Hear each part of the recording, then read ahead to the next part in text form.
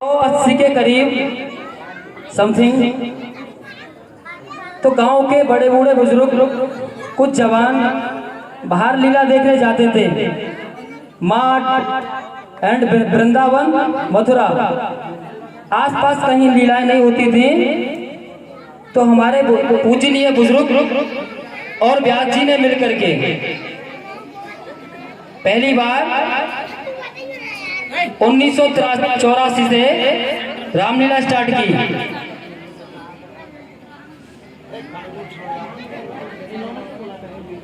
रामलीला रामचरितमानस का मंचन हो रहा है, मनाया जा रहा है हर वर्ष की भांति।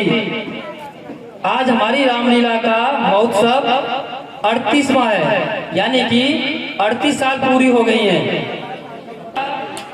हमारी सबसे पहले स्टार्ट हुई थी तो उस टाइम में प्रधान जी पदम सिंह जी जो अंदर घर है गांव में, उनके यहाँ पे स्टार्ट हुई थी।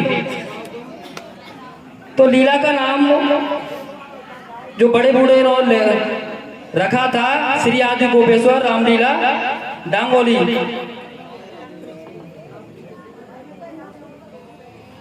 में हमारे कुछ बुजुर्ग जिन्होंने लीला स्टार्ट की थी इस प्रकार है।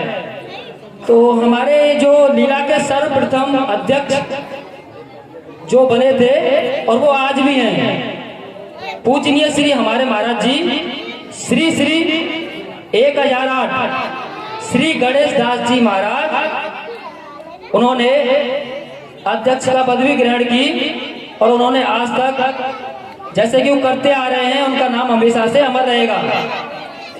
तो उन्होंने जो लीला में अध्यक्षता की, उनके लिए आप सभी लोग ताली बजाएं, जो है कि आज हमारे महाराज जी की वजह से हमारी लीला स्टार्ट हुई। 84 में मैनेजर श्री पूजनीय हमारे विधायक जी श्री शिवलाल जी 1984 में सबसे पहले वो मैनेजर रहे और कोषाध्यक्ष श्री डालचंद मिस्त्री जी जो 1984 में उन्होंने रामलीला स्टार्ट करवाई। गांव के सभी बड़े बूढ़े व जवान मिलकर के जैसे उनसे हुआ वैसे स्टार्ट किया। 1985 में अध्यक्षता महाराज जी ने की, उसमें मैनेजर श्री हुकम सिंह जी देवी माता वाले जो हमारे पूजनीय, उन्होंने दूसरी साल रामलीला में मैनेजर का पद संभाला और कैशियर का पद उन्हीं ने फिर दोबारा डालचंद मिस्त्री साहब ने संभाला। 1986 में श्री पूजनीय बाबूलाल जी बाकर वाले, उन्होंने मैनेजर की पदवी संभाली और कैशियर की पदवी श्री डालचंद मिस्त्री जी ने फिर संभाला।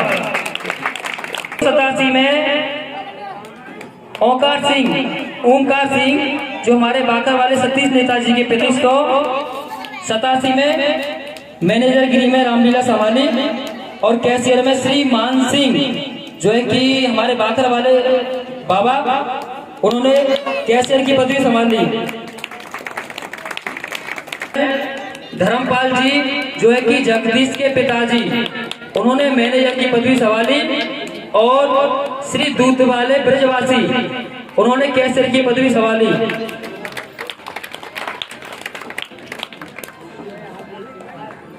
और 1997 व 98 में श्री धरीराम पंडित जी ने मैनेजर की पदवी संभाली और दामोदर जी नेताजी, उन्होंने कैशियर की पदवी संभाली। और ऐसे ही हमारे बुजुर्ग लीला को बनाते चले आए, बहुत ही नाम है, कुछ हमारे पास नाम नहीं है जो नहीं मिल पाए। सब लोगों ने आज तक लीला बहुत ही संभाली। उन सब के लिए हमारे गांव का, हम सभी लोगों का हार्दिक अभिनंदन करते हैं, जो है कि उन्होंने हमेशा से हमारी लीला को संभालते आए हैं बड़े बूढ़े बुजुर्ग, तो उनको बारंबार धन्यवाद देते हैं। और वैसे जैसे कि हम लोग छोटा मोटा कर पा रहे हैं, और हमसे आने वाले बच्चा भी जैसे भी कर पाएंगे, उन सबके लिए हार्दिक धन्यवाद। दो शब्द कुछ व्यास जी भी कहना चाहेंगे। तो हम लोगों की तरफ से व्यास जी के सम्मान के उपलक्ष्य में जो राजनी उनकी तरफ से 1331 रुपए का भेंट है श्री हरिश्चंद्र व्यास जी के लिए। और रामलीला दर्पण रामायण जो एक बुक है जो व्यास जी के नाम से छपी है, जो अगली साल बंटवा दी जाएगी, लगभग कुछ महीनों में आ जाएगी। या जो भी दो शब्द कहेंगे, हमारी तरफ से हमेशा के लिए व्यास जी के दरबार खुले हुए हैं और व्यास जी का हर एक ग्रामवासी का जो भी पोस्ट है या जो भी कार्य है, सबके लिए हर एक दरवाजा खुला हुआ है। जो भी जैसे भी है हमारे लिए, हम सबको मान सम्मान सहित सबको कहना चाहेंगे कि हमारी नहीं, आप सबकी लीला है, आप ही का भार है, आपकी गांव की ये शान है। और एक ही साल में एक ही आपका ये त्योहार है जो मिलकर के किया जाता है। जैसे चल रहा है वैसे ही चलाते रहें। और मैं व्यास जी से निवेदन करूंगा कि आप कुछ दो शब्द आकर के कहें, बताएं, कुछ सिखाएं कुछ, और जो कुछ बीता हुआ है वो भी बताएं आके। कुछ हमसे जो भूल हुई है उसके लिए हम आप सभी से क्षमा चाहते हैं। जो जिसका नाम गलत भूल गया हो या फिर नहीं बोला हो, जैसे हमें पता है, जितना नॉलेज है हमने आपको बताया है। कोई दिल में या मन में कोई खेद ना रखना। धन्यवाद। महिलाएं एवं बाल गोपाल, बालिक बालिकाएं सभी, मैं जब इस गांव में आया 1970 में, 1970 में मेरा आगमन हुआ इस गांव के अंदर, तो मैंने यहाँ देखा उस समय विशेषकर अनपढ़ समाज था, लेकिन रामलीला से कुछ प्रेम रखते थे, भगवान से भी कुछ नेह रखते थे। इसलिए लोग मान या अन्य कस्बों में जहाँ जहाँ लीलाएं होती थी, लीला का दर्शन करने के लिए जाया करते थे। जैसा कि अभी हाल हमारे श्याम सुंदर जी ने बताया है, उसको देखकर मुझे इस बात का दुख हुआ कि मैं रामलीला के बारे में कुछ थोड़ा बहुत जानकार था। इसलिए मैंने प्रयास किया कि यदि रामलीला अपने गांव में स्टार्ट कर दी जाए, शुरू कर दी जाए, तो हमारे बुजुर्ग एवं जवान बच्चे जो बाहर लीला देखने के लिए जा रहे हैं, ये ही गांव में श्री रामचंद्र जी का अवलोकन करेंगे, दर्शन करेंगे, पुण्य प्राप्त करेंगे। और हमारी महिलाएं और बच्चे जो रामलीला के दर्शन से वंचित रह जाते हैं, उनको भी दर्शन मिलेगा। जो गांव में होगी तो बाल बच्चे, बड़ी बूढ़ी, जवान, सभी लड़कियां लड़के सभी आकर के दर्शन करेंगे और पुण्य का लाभ करेंगे। इसलिए मैंने अपने ही गांव के बच्चों की जैसे भी पढ़े और अनपढ़ मुझे मिले, किसी तरह से उसको शिक्षित किया, ट्रेंड किया। और पहली साल हमने इन्हीं वस्त्रों से, जिनको हमारे बच्चे पहने हुए थे, इन्हीं कपड़ों से राम, लक्ष्मण, सीता, शत्रुघ्न, भरत इत्यादि, दशरथ महाराज और फलाने ढिकाने सब इसी कपड़ों से तैयार किए। और इसी तरह से केवल क्या था हमारे पास, लाल रोड़ी माथे पर लगाने को और खड़िया पोत देने को, और कुछ नहीं था इसके अलावा। तो खड़िया पोत ली और लाल तिलक लगा लिए, खड़े हो गए। इस तरह से हमने लीला शुरू की।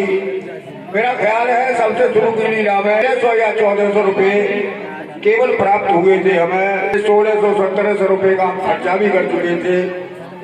इस तरह से आगे बढ़ते हुए धीरे धीरे फिर सामान खरीदना शुरू किया।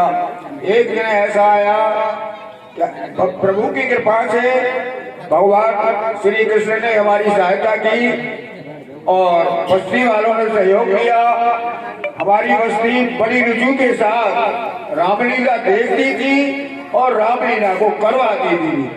और रामलीला में कार्यकर्ता जितने भी होते थे, मैं तो ये कहूँगा उन लोगों के लिए बड़े बड़े धन्यवाद है, भारी भारी धन्यवाद है। इतनी सेवा करते थे कि आदमी के मन में जो बात आई वो स्टेज पर हाथ देते। ऐसा नहीं कि उसको चिल्लाना पड़े, पानी पिलाओ भाई, ऐसा नहीं। जरा सी शुरू अगर किसी ने कर दी तो तुरंत चीज स्टेज पर आ जाती थी। इतनी सेवा की उन लोगों ने। तो उस समय का बड़ी रुचि से रामलीला का प्रदर्शन हुआ। धीरे धीरे बढ़ते हो हम माइक सेट भी अपना खरीद लाए, नीचे बिछाने का फर्श भी खरीद लाए, बाजा ढोलक भी खरीद लाए। धीरे धीरे गांव का सहयोग बढ़ता गया, पैसा भी बढ़ता गया और हमारे खर्चे भी बढ़ते गए। पोस्ट से भी आ गई, सब राजाशाही पोस्ट से और जैसी भी आप देखते हैं वो सभी पोस्ट से इकट्ठी की गई और फिर प्रदर्शन जिस तरह से आज हो रहा है इसी तरह से होने लगा। मैंने प्रयास इसलिए किया था कि भगवान की भक्ति करने से ये जो लक्ष्य 84 का कंटक है, बार बार जन्म लेना और बार बार मर जाना, ये इस जीवात्मा के लिए बड़ा भारी कष्ट स्वरूप है। तुलसीदास जी ने एक चौपाई में लिखा है, जन्मत मरत दुसह दुख होई। जन्म के समय और मरते समय इतना अपार कष्ट होता है, इतना अपार कष्ट होता है कि जिसकी कोई सीमा नहीं है, उसे सहन नहीं कर सकता। लेकिन दोनों ही कष्ट ऐसे हैं कि जिसको बताने में जीवात्मा असमर्थ रहता है। क्यों? उस समय तो वो बिल्कुल छोटा सा बच्चा होता है, पेट से निकलने के बाद बेचारा क्या बताएगा कि क्या कष्ट हुआ मुझे। और उधर मृत्यु के समय वो मर जाता है, उसके बाद कौन बताएगा कि मरने में कितना कष्ट हुआ। इसलिए दोनों ही कष्ट देखने में और सुनने में नहीं आते, लेकिन जीवात्मा से इतना कष्ट होता है जिसकी कोई सीमा नहीं है और उसके कई गुने कम उसकी माँ को होता है। बच्चे को जितना कष्ट होता है उससे कई गुना कम बच्चे को होता है। तो माताएं तो सभी जानती है बालक जन्मने में कितना कष्ट होता है और उससे कई कितने ही गुने अधिक उस बालक को होता है। इस दूसरे के छूटने के लिए केवल राम का नाम है और दूसरी कोई वस्तु नहीं है। केवल कलयुग में श्री राम के नाम का सहारा जो लेगा वही इस भव सागर को पार कर जाएगा। भव सागर किसको कहते हैं? जिसमें हम और तुम दिन और रात बैल की तरह से जोते जाते हैं, लगे रहते हैं, धन दौलत इकट्ठा करते हैं, कुटुंब परिवार इकट्ठा करते हैं, ये सब यही रखा रह जाता है और अंत में जीव अकेला आया था और मृत्यु को बांध करके आया था, लेकिन मरते समय अकेला ही जाएगा और हाथों को ऐसे फैला करके जाएगा। मेरे कहने का मतलब है जीवात्मा का जन्म मनुष्य का जो दिया जाता है, भगवान ने जो जन्म मनुष्य का दिया है इसलिए दिया है कि तुम्हारे पास बुद्धि है। नहीं तो पुरुष में और पशु में कोई अंतर नहीं है। पुरुष और पशु एक ही तरह का है। भोजन तुम करते हो वो भी करते हैं अपना भोजन, तुम लैट्रिन और पेशाब करते हो वो भी करते हैं, तुम संतान पैदा करते हो वो भी करते हैं। यानी सब काम जो कुछ तुम करते हो वो सभी जीवात्माएं करती हैं, लेकिन बुद्धि केवल इस मनुष्य को दी है परमात्मा ने। उस बुद्धि का सदुपयोग या उसका दुरुपयोग करेंगे, शराब पी करके मांस मुद्रा खा करके जीवन को व्यर्थ हो जाएंगे या भगवान का नाम लेकर के उसको सिद्ध करेंगे। ये भगवान का नाम ऐसा है, इसको भाव उभाव अनेक आलस हो, नाम ले मंगल दृश्य हो। तुलसीदास जी ने, हमारे को स्वामी तुलसीदास जी ने कहा है, किसी तरह से भी लो, आलस से लो, तो प्रेम से लो, जैसे भी लोगे भगवान का नाम लो। भगवान का नाम लेने से जीव सुख को प्राप्त होता है। इस ध्येय से मैंने इस लीला को शुरू किया था, जिसमें मनोरंजन भी आपका होता है और ज्ञान भी आपको मिलता है। मैं उस प्रभु के परम पूजनीय श्री हमारे महाराज जी 1008 श्री गणेश जी महाराज ने मुझे ये आग्रह किया था कि आप रामलीला के मामले में थोड़ा बहुत जानकार हैं, इसलिए आप इस लीला को शुरू करिए। मैं आपको अपनी स्थिति बता दूं, मैं व्यास नहीं था, मैं केवल रामलीला में कुछ राम का अभिनय मैंने किया था। लेकिन रामलीला का मुझे अच्छी तरह से अनुभव था। अनुभव के साथ साथ रामायण का प्रेमी होने के नाते मैं रामायण में भी प्रवीण था पहले से ही। उसी से एक बार मुझे ऐसा सौभाग्य प्राप्त हुआ कि मुझे गढ़ी बाल के समय बुलाया गया। तो वहां बुलाया तो गया था व्यास गद्दी के लिए, लेकिन वो व्यास जी वहां आ गए उस दिन। किसी वजह से उन्होंने छुट्टी मांग ली थी और किसी कारणवश वो आ गए। लेकिन उन्होंने किया था पीछे अपने जीवन में केकई का पाठ। उन्होंने कहा नहीं, जब व्यास जी आए हैं तो व्यास जी ही गद्दी करेंगे, मैं केकई का पाठ करूंगा। उस दिन बनोगवन का समय था तो उन्होंने बनोवास का, मैं केकई का पाठ किया और मैंने वहां व्यास गद्दी की सबसे पहले दिन मैंने व्यास गद्दी बाल गढ़ी बाल की सुनी। तो मेरी भाषा को और मेरी चौपाई के सरल शब्दों को उन लोगों ने बड़ी अच्छी तरह से ग्रहण किया, क्योंकि वो सभी समाज पढ़ा लिखा था। और उन्होंने ये प्रश्न रखा मेरे सामने, इस लीला को आप ही पूरी कर दीजिए। मैंने कहा नहीं, व्यासों का ऐसा नियम नहीं होता है। जब व्यास मौजूद है तो मैं क्यों करने लगा, आप अपने व्यास से कराइए। हाँ, आइंदा साल शुरू से आप लीला मुझे देंगे तो मैं कर दूंगा। वहां से मैं व्यास बना हूँ। तो शिष्य मुझे रामलीला का, तो आप हमारे गणेश दास जी का इज्जत ले लीजिए। मैंने व्यास के रूप में किसी दूसरे को गुरु नहीं बनाया, उसी के आधार पर मैं चलता रहा। और भगवान से यही प्रार्थना मैं पहले से करता चलाया कि मेरा गांव सुधरे। जिस समय मैं इस गांव में घुसा था केवल 3 या 4 मकान पक्के बने हुए थे, कुछ कच्चे थे और ज्यादातर झोपड़ियां थी।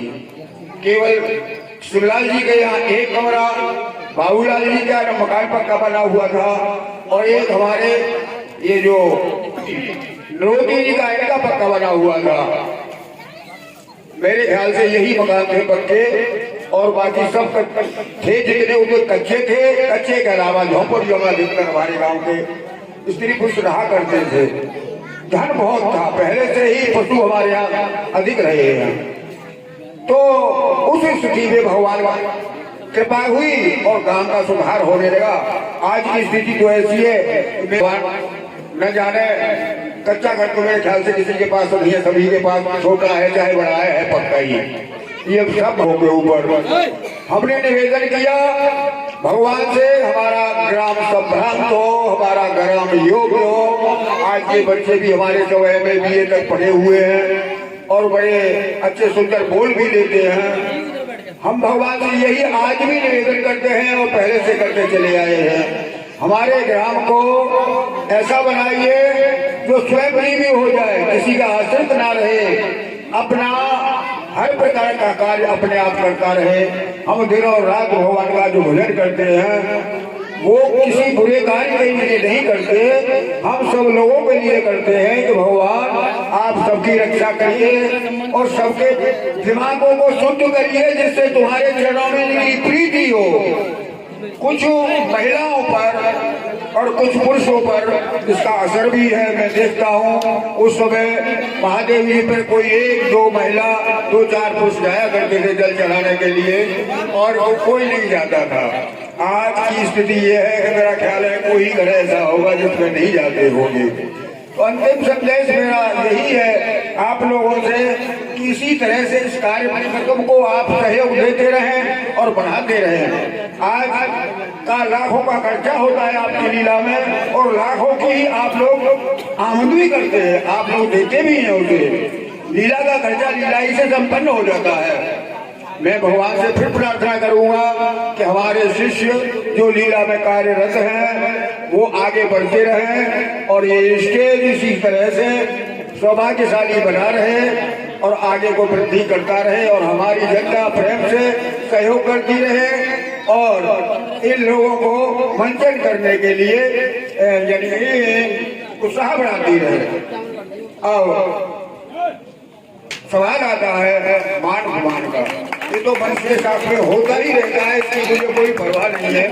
भगवान अपमान ना करे, इंसान के गुमान से कुछ नहीं बिगड़ता आदमी का। बोलो राजा रामचंद्र की जय। मेरी शब्दों के साथ आपसे क्षमा मांगूंगा, मैंने कोई गलत शब्द उच्चारण कर दिया हो तो आप सभी बाल बच्चे, महिलाएं, बुजुर्ग क्षमा करेंगे। और मैं तो प्रभु से यही निवेदन करता हूँ कि मेरी चलाई हुई ये लीला इसी तरह से चलती है। 3100 और एक मिठाई का डिब्बा और एक हनुमान चालीसा और हमारे छोटे व्यास जी के लिए 5 जोड़ी कपड़े, एक मिठाई का डिब्बा, 1551 रुपए।